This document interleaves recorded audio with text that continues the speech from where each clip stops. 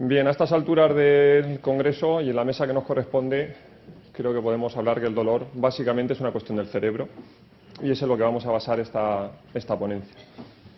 Partimos de un supuesto que me duele una mano derecha, por ejemplo. Detrás de esa experiencia desagradable hay muchos mecanismos, muchas áreas implicadas, pero fundamentalmente está el cerebro. Yo puedo tener un dolor de 10 relacionado con un daño de 2, relacionado con un daño de 6, relacionado con ningún daño en la mano. De hecho, puedo tener un dolor de 10 en mi mano sin tener anatómicamente una mano, pero no puedo tener un dolor de 10, ni de 2, ni de 1 si no tengo un córtex que interprete, procese la información relacionada con esa mano. No creo que haya nadie que haya tratado a algún paciente sin cabeza últimamente, ¿vale? Entonces, afortunadamente tenemos argumentos mucho menos falaces que estos para defender el origen neuroplástico central del dolor. Los estudios de resonancia magnética funcional nos han ofrecido algunas muestras en las cuales se han visto los mecanismos detrás de una experiencia de dolor crónico, la representación, las lucecitas. Se ha visto, de hecho, que esta representación es común en diferentes formas de dolor crónico y es diferente a lo que sería el procesamiento de la nocicepción. Y, por otro lado, nos han enseñado cómo los pacientes con dolor crónico tienen una reducción en su sustancia gris central. Digamos que su córtex se queda como más pachucho, ¿de acuerdo? Como menos denso en las pruebas de imagen. Todo esto se relaciona fundamentalmente con neuroplasticidad, ¿vale? Y es de neuroplasticidad de lo que vamos a hablar, qué es neuroplasticidad, cómo se relaciona con los procesos de dolor crónico y, sobre todo, lo que más nos interesa como clínicos, qué estrategias terapéuticas tenemos para revertir, ya se han adelantado a lo largo de la tarde de ayer, estos procesos maladaptativos neuroplásticos. La neuroplasticidad es una capacidad biológica fundamental del sistema nervioso según la cual le permite la adaptación a los cambios, ¿vale? Le permite mejorar la forma en la cual elabora las percepciones a través y a partir de los estímulos que va recibiendo. Y lo hace de forma que perdure en el tiempo, lo hace de forma que se mantengan y de esta forma los circuitos, las relaciones neuronales que conduzcan al éxito van a permanecer, mientras que las que no lo hagan se van a ir suprimiendo, porque no son útiles. Tenemos fundamentalmente dos formas de estudiar lo que son los fenómenos neuroplásticos en base a la relación estímulo-respuesta, la no asociativa y la asociativa. Según estudiemos qué sucede cuando repetimos un estímulo o si estudiamos cómo se asocia un estímulo con otro. La forma no asociativa de dolor nos presenta dos mecanismos, el fenómeno de habituación y el fenómeno de sensibilización. El fenómeno de habituación es aquel fenómeno según el cual la respuesta va reduciéndose, se va disminuyendo, conforme aplicamos de forma repetida un estímulo. La sensibilización sería lo contrario, la respuesta cada vez se incrementa conforme repetimos la aplicación del mismo estímulo. Pongamos, por ejemplo, pues el amigo este que tenemos todos que le gusta palmearnos el hombro para hablar, para reforzar su discurso, ¿vale? Nos pillan un buen día, todo está bien y ese tap, tap, tap, tap va a ir pasando desapercibido. Si nos coge un día que no está la cosa como para mucho palmeo, o sencillamente que ese contacto tan amistoso nos es un poco aversivo, pues es fácil que cada vez ese tap, tap, tap nos vaya incordiando más. El primer ejemplo sería un ejemplo de habituación. El cuerpo suprime la necesidad de percibir esa sensación táctil, mientras que el segundo sería una irritación creciente por un proceso de sensibilización, que sería la flechita, no sé cómo sale ahí, rosa más bien. Muy bien, las formas asociativas de neuroplasticidad son un poquito más complejas y suponen la asociación, la relación que se establecen entre dos estímulos cuando uno de ellos ya emite una respuesta habitual y el otro, por asociación mantenida, acaba también evocando la misma respuesta. Aquí tenemos, por ejemplo, un estímulo, que ya lo hemos quitado, que produce una respuesta. Vamos a poner, no sé, vamos a poner como ejemplo un perro y le vamos a llamar perro de Pavlov, así al azar, ¿vale? Tenemos un tazón, le enseñamos al perro y el perro saliva. Tenemos una campana, que sería la rosita, y el perro no hace nada, no saliva. Bueno, a lo mejor sube las orejitas o mueve los ojos, pero no saliva. Sin embargo, si durante un tiempo aplicamos de forma conjunta el estímulo visual del tazón y el estímulo auditivo de la campana, tarde o temprano, solo con la campana, el perro salivará. Se habrá establecido una relación de condicionamiento, de asociación, de adquisición de los dos estímulos. ¿Y esto qué interés tiene en lo que nos ocupa como clínicos? Pues que la neuroplasticidad está detrás de la mayoría de procesos maladaptativos dentro de un dolor disfuncional maladaptativo crónico. Bien, empezamos por la habituación. La habituación sería genial que se asociase más a los procesos de dolor, porque sería algo así como acostumbrarse al dolor. Sería una maravilla el hecho de que supiéramos medir cómo tenemos que aplicar una nocicepción repetida para que el paciente cada vez tenga menos dolor. Pero de momento a tanto no llegamos a saber cómo eso se debe aplicar. Sí que hay estudios en los cuales, cito por ejemplo el de Renfeld, en los cuales se aplicaba nocicepción en el brazo de un paciente, de sujetos normales, durante 3 semanas y después se valoraba la puntuación y los umbrales se habían mejorado de forma que podía admitir más nocicepción incluso en áreas remotas. Pero quitando la atribución que se hizo al sistema nervioso central, no se sacó muchas más conclusiones. Se testó con naloxona para ver si este antagonista de los opiáceos modificaba la respuesta, no la modifica, con lo cual no se puede relacionar con este sistema. Pero en cualquier caso, pues hay que estar atentos a ver si parte de las exposiciones graduales que estamos haciendo y de las que hablaremos en un momento se basan realmente en una administración cuidadosa de este fenómeno de habituación. El otro fenómeno de sensibilización en relación con el dolor está mucho más conocido. De hecho, ayer se habló y muy bien de la sensibilización periférica. En principio, la separación sensibilización periférica y central es algo más bien es oportunista por localización, pero realmente todo va en un conjunto. ¿De acuerdo? La sensibilización periférica sería, y no vamos a explicar mucho porque ayer Carlos Goicoechea ya lo hizo de forma excelente, sería la sensibilización del primer nociceptor. ¿Vale? Se relaciona generalmente con una lesión aguda, un proceso inflamatorio, una irritación que hace que el nociceptor, dentro de su campo receptivo, tenga más facilidad para enviar estímulos hacia la segunda neurona nociceptiva. La sensibilización central ocurre un poquito más arriba, tampoco nos vamos a extender, y sería ya no la inflamación, sino este abuso de nocicepción lo que condiciona una respuesta aumentada, un ambiente químico en el asta dorsal que facilita de alguna forma la sinapsis, aumenta la eficacia sináptica. Y no solo en su campo receptivo, también en campos receptivos alejados de la zona potencialmente de lesión si inició por una lesión periférica. La neurofisiología detrás de la sensibilización central, aparte de lo que nos ha comentado ahora mismo Germán de la reacción glial, no solo reacción glial en asta dorsal, también troncoencefálica, encefálica, a varios niveles del sistema nervioso, sería pues en parte condicionada por esa muerte, esa apoptosis de las interneuronas inhibidoras de diferentes neuronas nociceptivas de primer orden en relación con los procesos de dolor continuado. Las nuevas neuronas van a obtener la capacidad de responder no solo a una nocicepción, sino a otro tipo de estímulo. Químicamente, una médula de una persona con sensibilización central, y es así como lo explico a los pacientes, químicamente es diferente. Si tú coges la médula de un paciente que está sufriendo un dolor persistente durante 10 meses y otra de un paciente que no lo está haciendo, aunque suene un poco, si tú la chupas sabrá diferente. Esa médula químicamente no es igual. ¿Vale? Ahí hay un ambiente diferente que facilita mucho la conducción de estímulos. No probéis esto. Bien, clínicamente, ¿qué es sensibilización central? Pues fundamentalmente es hiperalgesia secundaria, ¿vale? Secundaria porque hablamos ya del proceso central, más arriba. Hay alodinia, estímulos no nociceptivos acceden a la capacidad de generar una percepción de dolor, y el fenómeno de wind-up. El fenómeno de wind-up es un fenómeno de sumación, es un fenómeno según el cual la aplicación repetida de un estímulo lo que provoca es un aumento en el potencial de acción que supone un aumento en la intensidad de dolor. Hablamos de sensibilización. Estímulos repetitivos condicionan un aumento de la respuesta.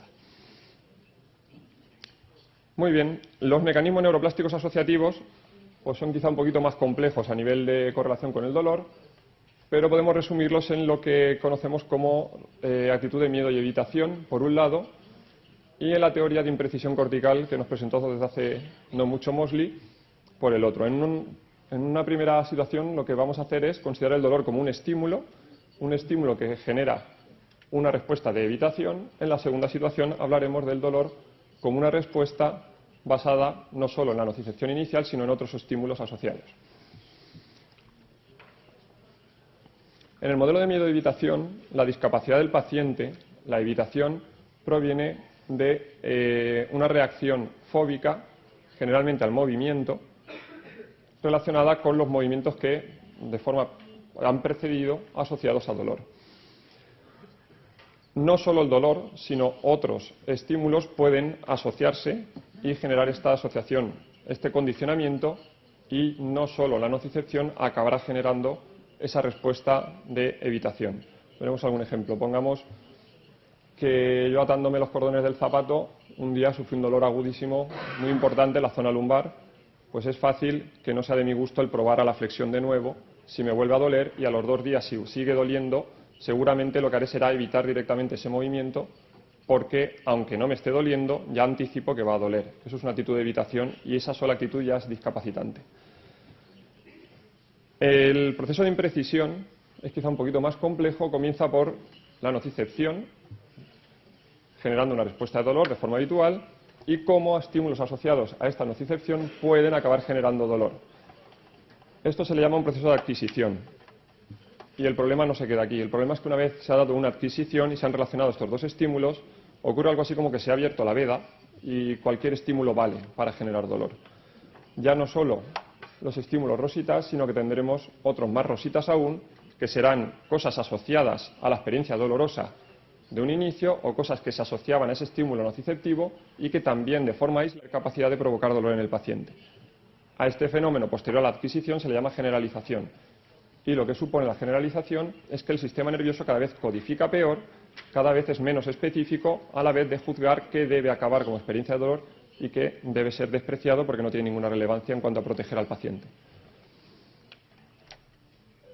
Una especificidad baja en la respuesta es la base del proceso de imprecisión cortical. Vamos a poner un ejemplo, el whiplash, que parece que nos gusta mucho a los fisioterapeutas, un latigazo cervical, en el cual ha habido una tracción grande de mis tejidos posteriores del cuello. No vamos a entrar en qué tejidos, de hecho, realmente tampoco me va a interesar mucho qué tejidos. Y de alguna forma hay unos movimientos que son agravantes, otros atenuantes, pero existen atenuantes y hay muchos estímulos que no emiten ninguna respuesta.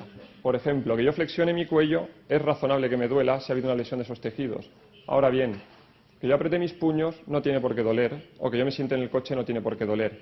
Si esto sucede así, mi cerebro será un campeón, funcionará muy bien y me estará protegiendo. Lo que me está sucediendo es que me advierte de situaciones que de alguna forma pueden relacionarse con un daño y desprecia aquellas que no lo son.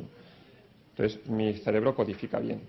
La otra situación, que la hemos perdido, es esta, sería aquella en la que lo que ocurre es que se genera una evolución por sensibilización de este sistema y ahora sí, el incluso pensar que tengo que conducir, o el que llueva y la calzada esté mojada como cuando tuve el accidente, o que se den situaciones parecidas contextualmente a lo que ocurrió en relación con mi whiplash cervical, van a condicionar una respuesta de sobreprotección de dolor. La sobreprotección no me protege, me está discapacitando. Y ahora tenemos que ver las flechitas, porque le he dado tarde al botón. Esto es mucho más frecuente de lo que parecen los pacientes y se nos pasa porque generalmente de un inicio despreciamos la valoración de cómo está codificando la experiencia dolorosa aguda. ¿Vale? Hablaremos en unos minutos de este tema. Vale, nos vamos a estrategias terapéuticas. La primera herramienta que tenemos como sanitarios, no solo como fisioterapeutas, de hecho como personas, es la educación. ¿Vale? De hecho, la educación en neurofisiología del dolor ha demostrado que es útil para muchos aspectos relacionados con un dolor disfuncional. De hecho, lo es para el mismo dolor disfuncional. El paciente no puede mantener cogniciones como que el daño y dolor tienen una equivalencia, ¿vale? Y eso culturalmente, las creencias alrededor del dolor, eso lo tenemos grabado a fuego. ¿Vale? Entonces, hay que identificar qué cogniciones pueden resultar maladaptativas en nuestros pacientes e intentar, con educación, con cuidado de puntillas, ir corrigiéndolas. A nadie le gusta que le digan que está equivocado. De hecho, esto tiene que ser muy prudente y es bastante complejo, ¿vale? No es algo así como enseñar un panfleto al paciente, ni mucho menos, porque lo que estamos haciendo es intentar que un paciente se olvide de ir en bicicleta, ¿vale? Es muy difícil que una persona que ha asumido desde siempre que el movimiento es perjudicial cuando te duele algo y que la inmovilización, algo que el modelo biomédico mantiene tanto, es necesaria para que se vaya el dolor, pues cambiarle todo esto y decir, no señor, el movimiento es la clave, es por donde tienes que entrar a recuperarte de tu dolor, pues esto va a ser muy complejo. Pero hay que hacerlo, es nuestro trabajo. En principio, la kinesiofobia también puede ser tratada directamente en sus inicios, cuando aún no es posible una administración más avanzada del dolor, con herramientas basadas en la educación. Vamos a hacer una pequeña diferenciación en el modelo de miedo-evitación de dos situaciones, digamos que es una progresión en el desorden que condiciona esto en nuestros pacientes. La condición menos agresiva de alguna forma sería el miedo al dolor, ¿vale? El miedo al dolor y como consecuencia una limitación del movimiento. Entonces aquí tenemos una herramienta que es el equivalente a tratar cualquier fobia. Es una administración progresiva de la estimulación, una exposición gradual a la intolerancia específica. Tenemos que identificar qué, cómo, cuándo el paciente tiene dolor e ir haciendo una exposición muy cuidadosa, muy lenta, pero obligatoriamente progresiva para que la respuesta se vaya difuminando poco a poco. Pongamos que mi paciente puede andar 8 minutos hasta que empieza a dolerle su cadera, una cadera que le lleva doliendo desde hace 3 años. Pues podemos decirle que todos los días deberá andar 7 minutos la primera semana, 8 la siguiente, 9 la siguiente. El paciente dice, ¿va a doler? Dice, sí, lo sé, va a doler, pero si el paciente antes has invertido en educación lo suficiente como para que entienda que esta administración de ejercicio no atenta a la salud biológica de sus tejidos, no va a haber problema. La siguiente forma de modelo de miedo-evitación sería directamente el miedo al movimiento. Y esto es terrible, porque cuando el paciente ya anticipa que va a doler y tiene miedo directamente al movimiento como causante, hay una reacción de causalidad entre el movimiento es lo que me va a doler, tenemos un error de significado de esa relación muy grande a corregir, y es por ahí por donde tenemos que empezar. La primera herramienta que tenemos que utilizar, como comento, es para que el paciente recupere el control de la situación, es la educación terapéutica en dolor, muy centrada en darle un poquito de coherencia a ese catastrofismo que nos está presentando. Si el paciente sigue pensando que cualquier gesto parecido al lesional va a atentar sobre la salud de sus tejidos, le va a doler, es muy difícil que podamos progresar con cualquier otra técnica. También hay que hacer una atención a factores contextuales, ¿vale? La kinesiofobia los tiene y muchos relacionados, muchos factores de riesgo psicosocial. Ayer comentaba César que debemos atender especialmente a factores de riesgo psicosocial para identificarlos. No somos quizá el profesional que debe tratar estos factores, pero sí que estamos encargados, y más con el tiempo que pasamos con nuestros pacientes y con lo que nos cuentan los pacientes, para identificar todos estos sesgos. Y por último, tenemos algo que es quizá un poquito más curioso, sería la exposición in vivo. El doctor Jerome de Jong nos presentó desde hace 3-4 años la posibilidad de que a pacientes en los cuales la reacción de miedo va directamente asociada al propio movimiento, quizá la exposición no debe ser algo tan gradual, tan mimoso, sino irse radicalmente al gesto al que el paciente teme.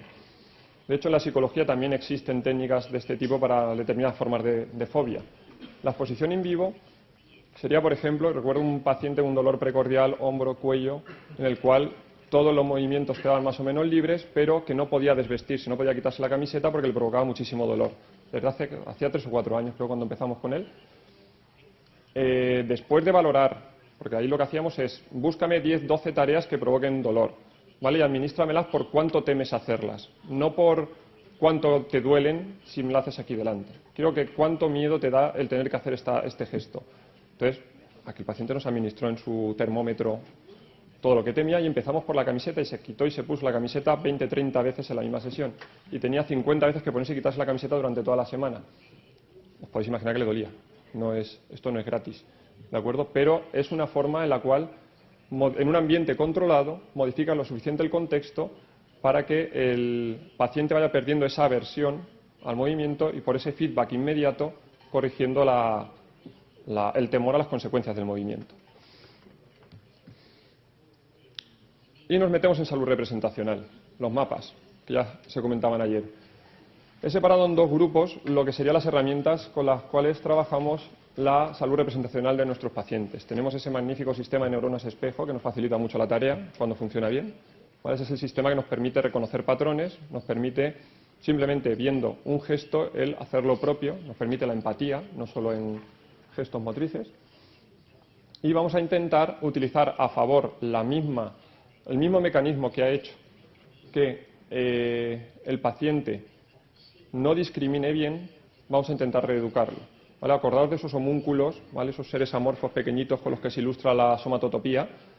Pues lo que vamos a hacer no es mejorar la biología de una rodilla que duele, vamos a intentar hacer que ese homúnculo tenga una rodilla más nítida, ¿vale? Que no haya tan borrosa y que pueda representar a la hora de generar sus percepciones de forma mucho más coherente lo que ocurre en su rodilla.